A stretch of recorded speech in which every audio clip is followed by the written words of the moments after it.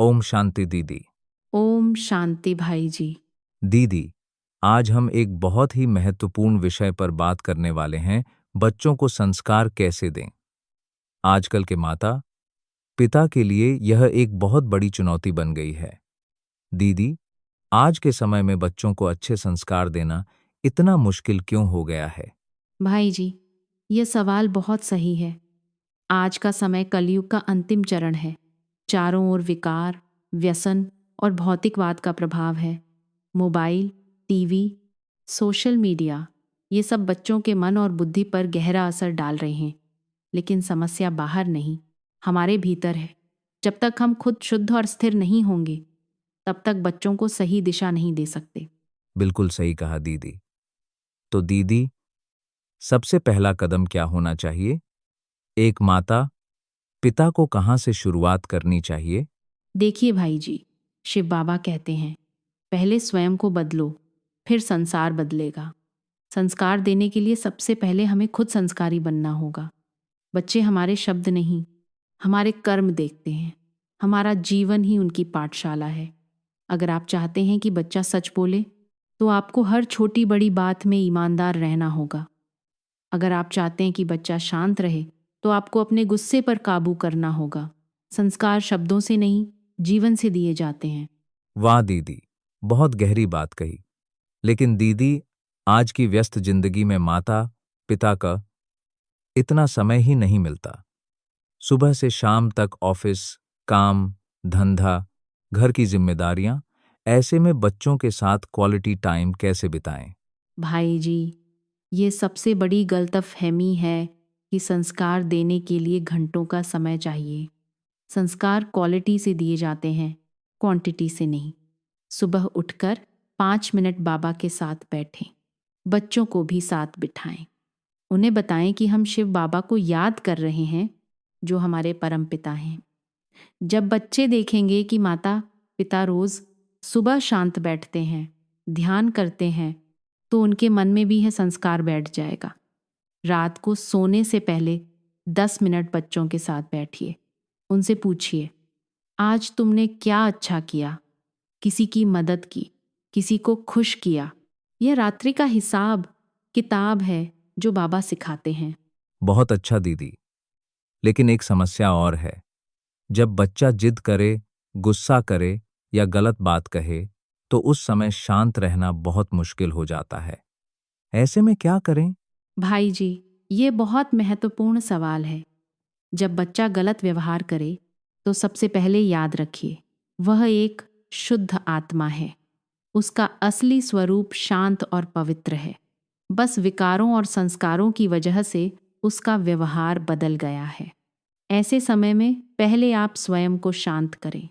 एक गहरी सांस लें, बाबा को याद करें, फिर प्यार से बच्चे को समझाएं। याद रखिए, डांट से डर पैदा होता है, प्यार से समझ पैदा होती है। राजयोग में हम सीखते हैं मन मना भव। जब आपका मन बाबा में लगा रहेगा, तो आप स्थिति में स्थित रहेंगे और बच्चे की हरकत भी आपको विचलित नहीं कर पाएगी। वाह दीदी, मन मना भव, यह तो बहुत शक्तिशाली मंत्र है। तो दीदी, क्या आप कह रही हैं कि राजयोग का अभ्यास करने वाले माता पिता बच्चों को बेहतर संस्कार दे सकते हैं? बिल्कुल भाई जी। जब माता पिता रोज सुबह अमृत वेले उठकर बाबा के साथ योग करते हैं, मुरली सुनते हैं, तो उनकी आत्मा शुद्ध होती है, उनकी बुद्धि स्पष्ट होती है। वे समझ पाते हैं कि बच्चे को क्या चाहिए। बच्चा जब रोता है, जिद करता है, तो वह असल में ध्यान और प्यार चाहता है। लेकिन अगर माता पिता खुद तनाव में हैं, चिंता में हैं, तो वे समझ ही नहीं पाते और बस रिएक्ट करते हैं, रेस्पॉन्ड नहीं करते। राजयोग आपको सिखाता है कि कैसे हर स्थिति में शांत रहें, कैसे अपनी आत्मा की शक्ति को पहचानें। समझ आया दीदी। तो दीदी, अब एक प्रैक्टिकल सवाल, क्या बच्चों को भी ब्रह्मा कुमारी का ज्ञान देना चाहिए? उन्हें मुरली सुनाएं या यह उनकी उम्र के लिए सही नहीं होगा? बहुत अच्छा सवाल भाई जी। बच्चों पर कभी भी ज्ञान का बोझ नहीं डालना चाहिए, उन्हें फोर्स नहीं करना चाहिए। लेकिन सरल तरीके से, खेल खेल में, कहानियों के माध्यम से आप बाबा के ज्ञान को बांट सकते हैं। छोटे बच्चों को बताइए, शिव बाबा हमारे असली बाबा हैं। वे तारों से भी ऊपर रहते हैं और हमें बहुत प्यार करते हैं। जब बच्चा कोई गलती करे तो उसे समझाइए, यह तुम्हारा असली नेचर नहीं है। तुम अच्छे हो, शांत हो, बस थोड़ा गुस्सा आ गया। अब हम शिव बाबा को याद करते हैं, वे हमें शांति देंगे। बड़े बच्चों को आप सत्संग में ले जा सकते हैं, लेकिन प्यार से, फोर्स नहीं। बहुत सुंदर दीदी। दीदी, एक और बात। आजकल बच्चे सोशल मीडिया, मोबाइल गेम्स में बहुत समय बिताते हैं। कई बार तो स्क्रीन से हटाना ही मुश्किल हो जाता है। इसके बारे में आप क्या कहेंगी? यह आज के समय की सबसे बड़ी चुनौती है भाई जी। टेक्नोलॉजी ज़रूरी है, लेकिन उसकी लत खतरनाक है।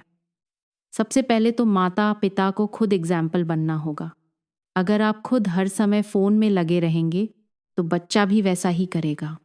घर में स्क्रीन फ्री टाइम बनाइए, जैसे खाना खाते समय कोई फ़ोन नहीं, रात 9 बजे के बाद कोई टीवी नहीं। बच्चों को अल्टरनेटिव्स दीजिए, उन्हें कहानियाँ सुनाइए, उनके साथ खेलिए, नेचर में ले जाइए। जब उनके पास इंटरेस्टिंग एक्टिविटीज़ होंगी तो वे खुद मोबाइल से दूर होंगे। और सबसे महत्वपूर्ण, उन्हें बाबा के साथ कनेक्शन करना सिखाइए। वाह दीदी, ऑल्टरनेटिव्स देना, यह तो बहुत सही पॉइंट है। दीदी, अब मैं एक सेंसिटिव टॉपिक पर आना चाहता हूं। आजकल बच्चों के बीच कंपटीशन बहुत बढ़ गया है। Exams, marks, coaching. इस प्रेशर में बच्चे स्ट्रेस में आ जाते हैं। एक स्पिरिचुअल पेरेंट इसे कैसे हैंडल करे? भाई जी, ये बहुत गहरा सवाल है। देखिए, एजुकेशन ज़रूरी है, लेकिन मार्क्स ही सब कुछ नहीं है। बाबा कहते हैं, हर आत्मा का अपना पार्ट है, अपनी डेस्टिनी है। बच्चों को यह समझाना ज़रूरी है कि सक्सेस सिर्फ नंबर्स में नहीं मापी जाती। सक्सेस है अच्छा इंसान बनना, दूसरों की मदद करना, ऑनेस्ट रहना, खुश रहना। जब बच्चा एग्ज़ाम में कम मार्क्स लाए तो उसे डांटिए मत, उसे समझाइए, कोई बात नहीं, तुमने मेहनत की, ये अच्छी बात है, अगली बार और अच्छा करोगे। और सबसे महत्वपूर्ण, बच्चों को मेडिटेशन सिखाइए। 5 मिनट का रोज़ राजयोग करने से उनकी कंसंट्रेशन बढ़ती है, मेमोरी स्ट्रांग होती है और टेंशन कम होती है। बिल्कुल सही दीदी। मेडिटेशन बच्चों के लिए बहुत फायदेमंद है। दीदी, अब एक और सिचुएशन के बारे में बताइए। जब घर में झगड़ा हो, पति पत्नी के बीच डिसएग्रीमेंट हो, तो बच्चों पर इसका बुरा असर पड़ता है। ऐसे में क्या करें? भाई जी, यह बहुत महत्वपूर्ण पॉइंट है। बच्चे बहुत सेंसिटिव होते हैं, वे घर का एनवायरनमेंट पूरा अब्जॉर्ब करते हैं। अगर घर में टेंशन है, क्वारल है, तो बच्चों के अंदर भी वही संस्कार बैठते हैं। इसलिए बाबा कहते हैं, सबसे पहले फैमिली में पीस हो, पति पत्नी आपस में प्यार और रेस्पेक्ट से रहें। अगर कोई डिसएग्रीमेंट है तो बच्चों के सामने नहीं, अलग से बात करें। और याद रखिए, हर रिलेशनशिप में चैलेंजेस आते हैं। अगर दोनों में से एक भी व्यक्ति स्पिरिचुअल है, राजयोग करता है, तो वह पूरे घर के वातावरण को बदल सकता है। बाबा का ब्यूटीफुल कॉन्सेप्ट है, world transformation through self transformation. World transformation through self transformation. क्या बात है दीदी। तो दीदी, अब हम अपनी बातचीत को कंक्लूड करने वाले हैं। आखिर में आप पेरेंट्स को कुछ प्रैक्टिकल टिप्स देना चाहेंगी, जो वे आज से ही शुरू कर सकें। जी बिल्कुल भाई जी। तो सुनिए, ये रहे कुछ सिंपल लेकिन पावरफुल टिप्स। पहला, रोज सुबह 15 मिनट अमृत वेला करें, बाबा के साथ योग करें। बच्चों को भी साथ बिठाएं, फोर्स नहीं करें, लेकिन इनवाइट ज़रूर करें। दूसरा, खाना खाते समय टीवी मोबाइल बंद रखें, एक दूसरे से बात करें, बच्चों से पूछें कि उनका दिन कैसा रहा। तीसरा, हफ्ते में कम से कम एक बार सत्संग में जाएं, बच्चों को पॉजिटिव एनवायरनमेंट में ले जाएं। चौथा, रात को सोने से पहले बच्चे के साथ 5 मिनट बैठें, दिन का हिसाब लें। पांचवा, बच्चों को अनकंडीशनल लव दीजिए, उन्हें फील कराइए कि चाहे वे कुछ भी करें, आप उन्हें हमेशा प्यार करते हैं। वाह दीदी, बहुत ही प्रैक्टिकल और सरल टिप्स हैं। मुझे लगता है हमारे सभी लिसनर्स को यह बहुत हेल्पफुल लगेगा। दीदी, आखिर में एक आखिरी सवाल, अगर कोई पेरेंट फील करे कि उससे गलती हो गई है, बच्चों को सही संस्कार नहीं दे पाया, तो क्या अब भी कुछ किया जा सकता है? कभी देर तो नहीं हो जाती? भाई जी, कभी भी देर नहीं होती। बाबा का ये ड्रामा ही ट्रांसफॉर्मेशन का है। हर आत्मा बदल सकती है, हर पल नया है। अगर आपको लगता है कि आपसे गलतियां हुई हैं, तो सबसे पहले अपने आप को माफ़ कीजिए। फिर बच्चों से खुलकर बात करें और कहें, मैंने गलती की, लेकिन अब मैं बदल रहा हूँ। बच्चे बहुत फॉरगिविंग होते हैं। जब वे देखेंगे कि आप जेन्युइनली चेंज कर रहे हैं, तो वे भी बदलेंगे।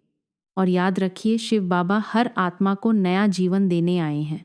बाबा के साथ कनेक्शन बनाइए, राजयोग कीजिए और देखिए कैसे आपका और बच्चों का जीवन बदल जाता है। बहुत खूबसूरत मैसेज दीदी। आज की हमारी बातचीत से हमें यह सीख मिली कि बच्चों को संस्कार देने के लिए सबसे पहले हमें खुद संस्कारी बनना होगा। बाबा के साथ कनेक्शन, राजयोग का अभ्यास और अनकंडीशनल लव, यही वे 3 पिलर्स हैं जो हमारे बच्चों को अच्छा इंसान बनाएंगे। दीदी, आज की इस वैल्यूएबल बातचीत के लिए बहुत बहुत धन्यवाद। धन्यवाद भाई जी। और सभी पेरेंट्स को मेरा प्यार और याद। शिव बाबा हर कदम पर आपके साथ हैं। बस उनसे कनेक्शन बनाए रखिए। ओम शांति। ओम शांति।